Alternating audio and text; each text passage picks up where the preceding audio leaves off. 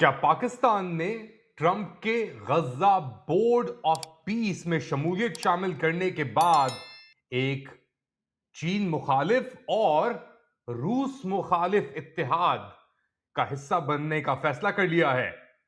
Late Ali show you के इस episode में आप सबको खुशामदीद। To like, subscribe and share this content. इससे पहले कि आप मुझ पे तनकीद करना शुरू करें और ये कहें कि जी आप क्या ऑल फॉल कह रहे हैं, थोड़ा जरा सब्र करके मेरी बात को सुनने की और समझने की कोशिश करें। मगर लाइक करें, पहले सब्सक्राइब करें और बेल आइकॉन पर प्रेस जरूर कीजिएगा ये बटन। हां, रूसी सदर व्लादिमीर पुतिन को एक इनविटेशन जरूर दिया गया, दावतनामा जरूर भेजा गया डोनाल्ड ट्रंप की तरफ से कि वो ज्वाइन करें गजा का बोर्ड ऑफ पीस फेज 2, जो इनका ये एक तरीके से जंगबंदी का मुआहदा है, जंगबंदी का मुआहदा है उसके लिए। और रूस ने इसके ऊपर एक तरीके से नॉन कमिटल ही रहा है, अभी तक एक्सेप्ट नहीं किया है। कहा है हम शायद थोड़ा तसव्वुर करेंगे, देखेंगे ये सब कुछ। चाइना ने भी इसके ऊपर कुछ ज्यादा गौर नहीं किया है और अभी दूर रहा है चाइना। हिंदुस्तान भी इस चीज से दूर है। लेकिन कुछ ममालिक ऐसे हैं, अगर आप बेलारूस को हटा दें, जो लग रहा है उन्होंने तस्लीम किया है। आपके सामने ये मैं एक मैप पेश करता हूं और आप इस मैप को अगर देखेंगे तो आपको नजर आएगा कि कौन कौन से ममालिक हैं जिन्होंने इस चीज का हिस्सा बनने का बेसिकली इसके ऊपर इत्मीनान किया है। पाकिस्तान उसके अंदर मौजूद है, हमें नजर आता है। तुर्की उसके अंदर सरे फहरिस्त है। हम देखते हैं अजरबैजान भी मौजूद है उसके अंदर, और साथ साथ आर्मीनिया भी है अजरबैजान के। थोड़ा दूसरी तरफ चले जाएं तो आपको नजर आएगा काजख्स्तान, और उनके सदर तोकायव भी बैठे हुए थे इस पूरी कार्रवाई के अंदर। उनके साथ साथ उज्बेकिस्तान ने भी इसके अंदर शमूलियत दी है। इसराइल भी हिस्सा है, मिस्र भी हिस्सा है, सऊदी अरब भी हिस्सा है, मुत्तहदा अरब अमारात भी हिस्सा है, दीगर और ममालिक हिस्से हैं, और मंगोलिया भी हिस्सा है। चले हम अपना पाकिस्तान को एक तरफ रखते हैं, जो मशरक़ वस्ता है उनके ममालिक को एक तरफ रखते हैं। उनका तो हिस्सा बिल्कुल डायरेक्टली से खाजा से जुड़ा हुआ है। और जो तुर्की, आर्मीनिया, उनके आर्मीनिया के जो निकोल पेशिनियान मेरे ख्याल से जो उनके हैं वजीर आजम, वो भी मौजूद थे। अजरबैजान के इलायेव और तोकायेव उज्बेकिस्तान के, और जो काजाकिस्तान के तोकायेव और उज्बेकिस्तान के जो लीडर हैं उनको एक साथ रखते हैं। अगर आप इन ममालिक का देखें, और ये मैं आपके सामने मैप अभी रख रहा हूं, ये ममालिक हैं जिन्होंने तस्लीम किया है इस पूरी कार्रवाई को, और ये हमें वाज़ेह तौर पे नजर आ रहे हैं। एक पट्टी आपको नजर आएगी। अब इस इमेज को अपने दिमाग में थोड़ा महफूज करके आप रख लें। लेके चलता हूं मैं आपको इस कहानी के बाद 2020 के अंदर अजरबैजान और आर्मीनिया के दरमियान एक 30 साला कॉन्फ्लिक्ट कह लें, जंग कह लें, जो दोनों ममालिक के दरमियान हुई सोवियत यूनियन के टूटने के बाद। अजरबैजान और आर्मीनिया दोनों सोवियत यूनियन के एक जमाने में हिस्सा थे और सोवियत सैटेलाइट स्टेट्स कहलाते थे। जब सोवियत यूनियन 1980 के एंड की दहाई में, 90 के शुरू में टूटी, तो उन इन दोनों ममालिक के दरमियान, नए ममालिक के दरमियान एक जंग छिड़ी, और आर्मीनिया ने अजरबैजान का एक हिस्सा था उस जमाने में और अभी भी मौजूद है, काराबाग, उसके ऊपर जाके कब्जा कर लिया।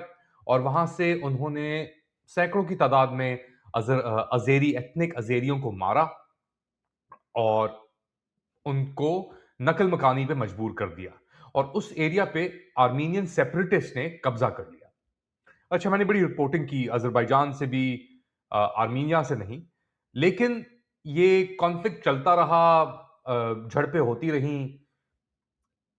तकरीबन मेरे ख्याल से लेट 90s के अंदर, क्योंकि ये अजरबैजान के अंदर क्योंकि सोवियत यूनियन का हिस्सा था, और जब सोवियत यूनियन के अंदर नस्लकशी चल रही थी यहूदियों के खिलाफ, ना सिर्फ सोवियत यूनियन में मगर उससे पहले भी जारिस्ट रशिया के अंदर 1800 यानी से लेकर मिड 1800 से लेकर आगे तक, तो यहूदी जो रशियन यहूदी थे वो नकल मकानी करके जो मरकज था इन बेसिकली इनको कहते थे पॉग्रम्स का, वो नकल मकानी करके और सोवियत सैटेलाइट स्टेट्स में पहुंचे।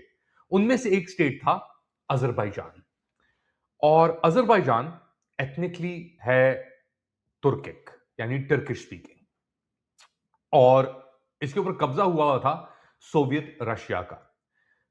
सोवियत रशिया का कब्जा अजरबैजान के ऊपर, क्योंकि अजरबैजान के अंदर ऑटोमन इन्फ्लुएंस भी मौजूद था एक जमाने में, और ऑटोमन एम्पायर जो थी वो फैलती थी, शुरू तो होती है मंगोलिया से एक तरीके से अगर देखा जाए, जो उनकी अपनी कहानी है कि हम मंगोलिया से आते हैं, मगर तकरीबन 200 बीसी आप कह लें, सदियों की बात कर रहा हूं, मंगोलिया से मेते खान के दौर में 280 की दहाई में जो तुर्क अपना जो कहते हैं ना कि हम जंगी वो हैं, वो निकले मेते खान के दौर से। और ये मैंने बड़ी हिस्ट्री पढ़ी भी है जांची भी है, इन जगहों पे मैं गया हुआ भी हूं। तो मंगोलिया से वो आते आते आते सेंट्रल एशिया के अंदर आए, इंडिया भी गए, सेंट्रल एशिया में आए, वहां पे उनके एक सदियों बाद तिमूर लेन, जिसके जिसके पोते बाबर ने मुगल सल्तनत साम्राज्य शुरू किया एक तरफ, और मेते खान जो था 280 की दहाई के अंदर, वो और उसके जनरेशंस पोते, चंगेज खान नीचे गया चाइना, हलाकू खान आया वो इराक गया, तबाही की, इस्लाम कबूल किया, आहिस्ता आहिस्ता करते करते एक बंदा आया, पन्नू करके एक बंदा था, वो आया, फिर आया अतिला आया, उसने रोम की जो साम्राज्य था उसके ऊपर हमले किए, और उन्होंने अपना जो स्ट्रेच था वो बढ़ाया। और ये साम्राज्य था जो अभी अगर इसको देखा जाए साम्राज्य को, तो इसके तकरीबन 200 मिलियन लोग हैं जो तुर्किक जुबान से या तुर्किक हकीकत से मुंसलिक हैं। ये पाए जाते हैं काजाकिस्तान में, वो तुर्किक स्पीकिंग एरिया है, उज्बेकिस्तान एक तुर्किक स्पीकिंग एरिया है, तुर्कमेनिस्तान एक तुर्किक स्पीकिंग एरिया है, किर्गिस्तान एक तुर्किक स्पीकिंग एरिया समझा जाता है, मंगोलिया एक तुर्किक बुनियादी एथनिक स्टेट समझा जाता है, यहां तक कि इनर मंगोलिया आउटर मंगोलिया के अंदर डिवीजन है, चाइना का कब्जा भी है, सबसे बड़े वहां पे मिनरल रिसोर्सेज भी मौजूद हैं। रशिया की कुछ एस्टिमेट्स के जरिए तकरीबन 40% रूसी जो मुकीम है साइबेरिया के अंदर तुर्किक जीन्स पाई जाती हैं, जो उनके साबिका में खासे या हाल ही के अंदर उनके जो वो हैं वजीर दिफा थे शोइगु, उनका तुर्किक एक कनेक्शन मौजूद है। तो रशिया के अंदर ये बैलेंस है, एक तरफ तो एक सफेद परोश, मगर उनको उनकी जो जीनियोलॉजी है, खून जो है वो मिक्स कहा जाता है।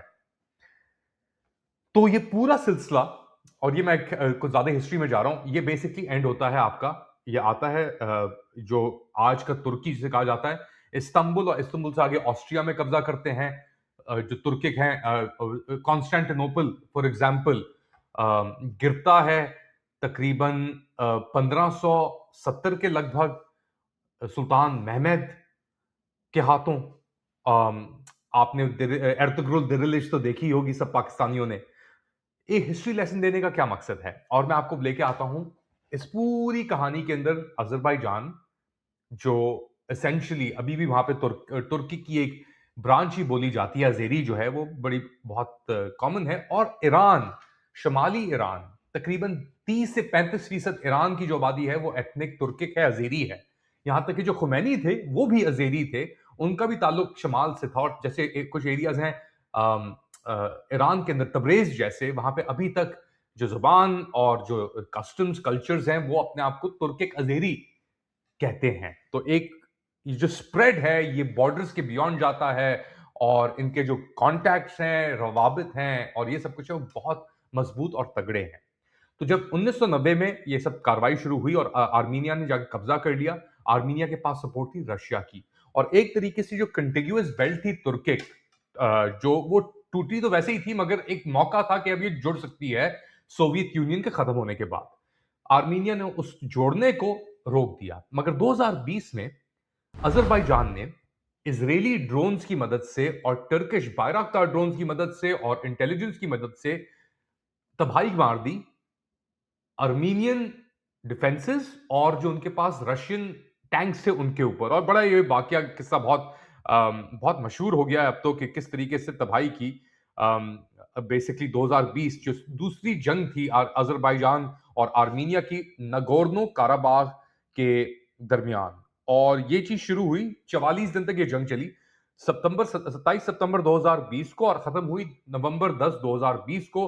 और अजरबैजान ने एक मुकम्मल फतह हासिल कर ली और इसके बाद पहली बार एक मौका आया कि तुर्की और अजरबैजान, यहां तक कि अजरबैजान की का एक टुकड़ा है नाक्चेवान करके जो आर्मीनिया डिवाइड कर रहा था, अब ये सब एरियाज मिलने का।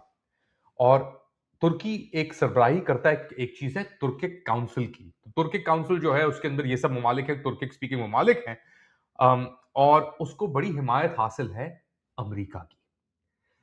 और अमेरिका के अंदर हडसन इंस्टीट्यूट जैसे इदारे हैं, माइकल डोरान एक करके वहां पे शख्स हैं, और अमेरिकन इंटेलिजेंस जब ये गिरा है तो उनके लिए एक बहुत बड़ा ये मौका और एक कामयाबी थी, क्योंकि पहली बार एक कंटिग्यूअस बेल्ट एक नेटो एलाय कंट्री की, और वो तुर्की ऐसी जैसा मुल्क वो अब स्ट्रेच करता था फ्रॉम द मेडिटेरेनियन डार्डेनाल से कैस्पियन सी तक। और कैस्पियन सी के अंदर अजरबैजान के पास लाखों,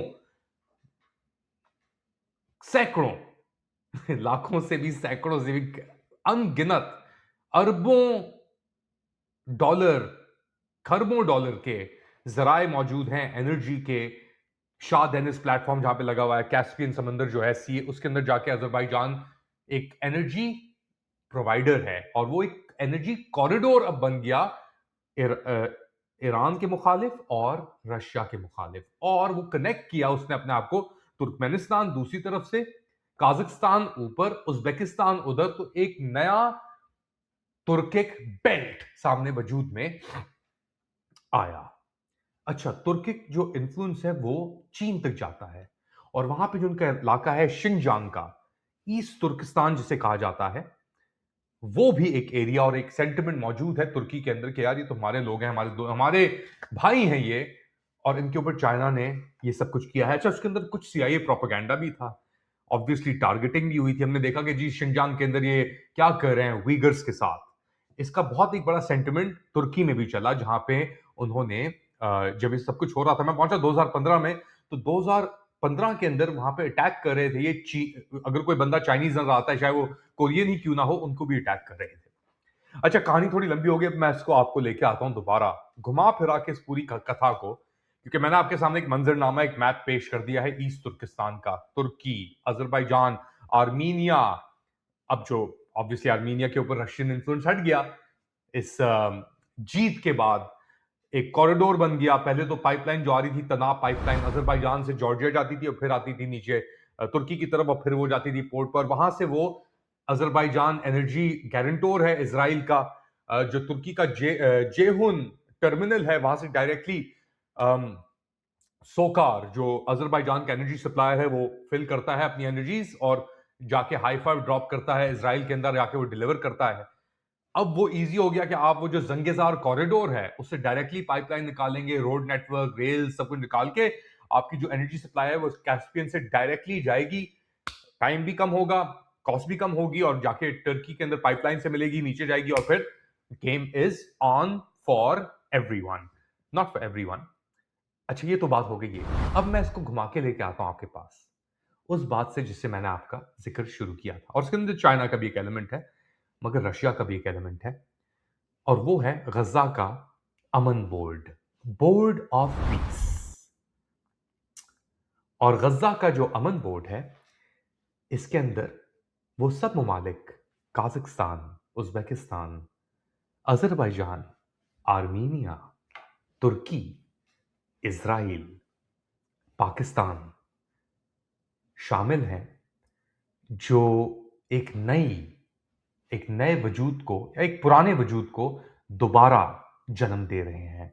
वो है इस तुर्किक बेल्ट का जो एक तरफ उसके अंदर आबादी का सेंटर है इस्तांबुल, तुर्की, अंकारा। दूसरी तरफ एक एनर्जी हब है अजरबैजान, कैस्पियन सी, काजाकिस्तान और तुर्कमेनिस्तान। यहां तक कि तुर्कमेनिस्तान इस पूरे मामले के अंदर अभी तक शरीक नहीं हुआ। और एक तरफ है पाकिस्तान। और इस बेल्ट से एक पिंसर जाती है।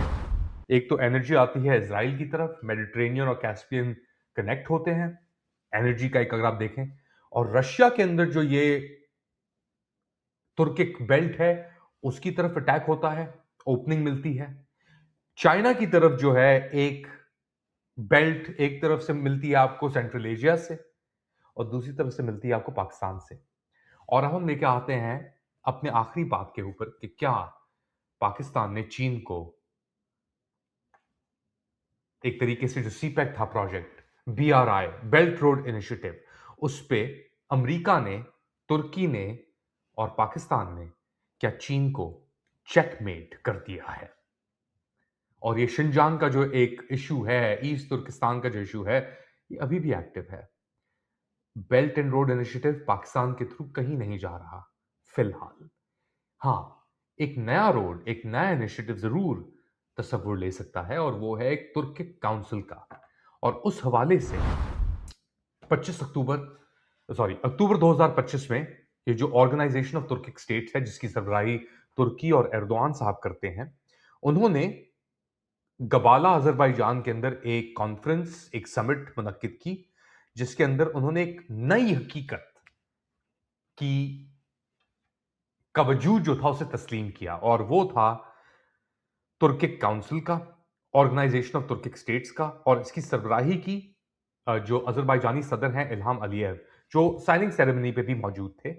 और उन्होंने कहा कि उनके साथ मौजूद थे काजक सदर कासिम जोमार तोकायव, जो भी मौजूद थे अभी आपकी साइनिंग सेरेमनी के अंदर खुद भी।